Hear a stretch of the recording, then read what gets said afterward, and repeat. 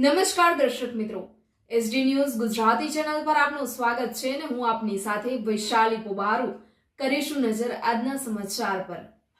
ભરૂચથી મુલદ ચોકડીથી દહેજ જઈ રહેલ ટેન્કરમાં અચાનક જ આગ ફાટી નીકળી। મુલદ બ્રિજ પર ખાલી કોસ્ટિક ટેન્કરમાં લાગી છે આગ। મુલદ ચોકડીથી દહેજ જતા શોર્ટ સર્કિટ થતાં લાગી આગ।